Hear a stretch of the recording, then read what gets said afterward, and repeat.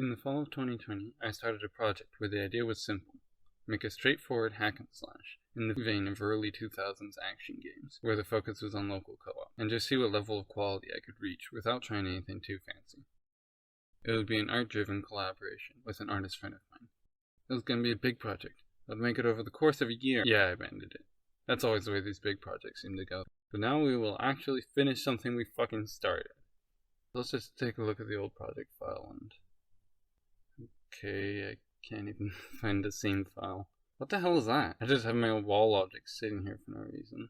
Okay, this isn't so bad though. It looks like I was trying really hard to separate things out and have generic global functions that I could reuse for different things, which is good. But I rushed out a playable prototype, so things kinda got sloppy towards the end. I will need to do a lot of refactoring as I go. Of course, making sure to put plenty of comments and having good naming conventions always makes that easier. And wherever you didn't do that before, you can just read through the code very carefully and slowly, and add comments retroactively to make sure you actually understand what's happening. But let's just give this a play and see where we're at. Wow. This is pretty hard to control, actually. What is this shit? So let me explain what's trying to happen in this game. I played the shiznit out of the Baldur'sgate Dark Alliance games as a kid. And I remember I didn't even think they were all that good when I played them. Me and my brothers would actively make fun of them while we played.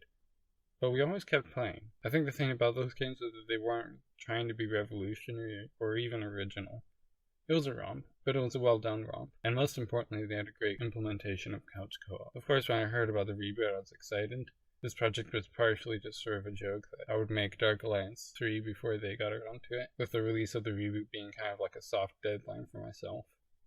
And then it turned out the new one was just another AAA looter shooter that wouldn't even have local multiplayer. What's hilarious about this is that the OG one was kind of a soulless cash grab of its time as well. Oh, let's make a Diablo clone and slap an existing brand name recognition on it, just like every other publisher in that time. But what's our game going to be, distinct from its inspiration? In short, the vision was a dungeon crawler where we work together and inspire each other with shared screen co-op.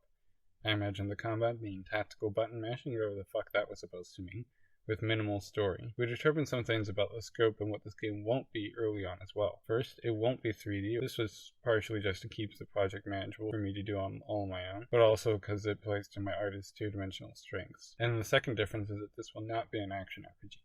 Although I like a lot of games that happen to be action RPGs, it's my controversial opinion that those games would be better if they were just action games or RPGs.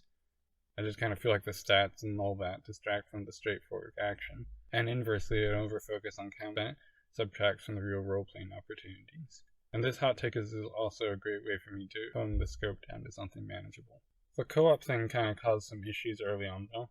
We wanted the game to be fully playable without controllers, meaning players should be able to share the keyboard. But how the hell do you make a control scheme that works with a gamepad and a full keyboard and mouse, or either half of the keyboard, and with or without the mouse? And imagine how complex the management system would have to be for all that. My solution was have 3 player characters to choose from.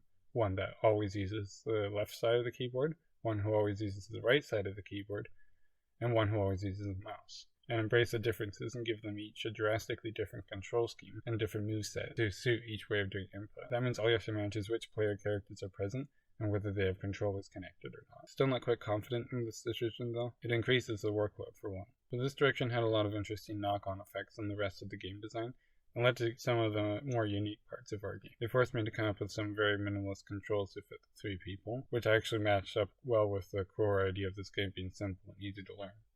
Although I wouldn't call the core gameplay fun yet, I have a surprising amount done and a solid base to improve upon. But that, I think, was also one of the problems I had. I was extremely focused on the moment-to-moment gameplay, but hadn't put much thought into the structure or overarching game flow. It's exciting to implement the moment-to-moment gameplay first, and it's good for experimentation sometimes when you don't know what you want. But figuring out the overall structure can inform the moment-to-moment gameplay, as well as the overall emotional experience in subtle ways. For example, at first I assumed the game would just be a linear string of levels with a vague narrative holding it all together, because that's what 2000s action games did. But after the break in development, I realized that a more free-form arcadey structure, where each level is self-contained and can be played all out of order, is better for the co-op focus. That way a player can miss a few levels and still be able to join back in and have fun. And that type of a change has a very tangible effect on the level design. Now that I have more experience, I think the structure and game flow is the best place to start if you know what you want already. At this point, though, what does our game even have in common with Dark Alliance anymore? It doesn't look anything like it. It doesn't have any of the stats or customization, and each player character has weird experimental controls. But that's kind of the point. You see, there's a right way and a wrong way to take inspiration. What some games do is just copy the most iconic system or mechanic from the source material, or the art style, and have a lackluster game built around just those. Sometimes the core fun of the two games aren't even the same, usually because the copy isn't fun at all. And this type of a plagiarism is called a clone. But my kind of plagiarism is to take the thing I enjoyed the most about Dark Alliance and see how much else I can change. And I know for many, the thing they enjoyed the most was the stat management and strategy. And I'm sure somebody somewhere cared about the story.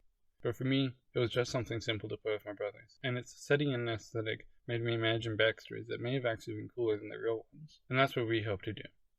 Copy the core fun instead of any specific features. Subscribe to see me do it.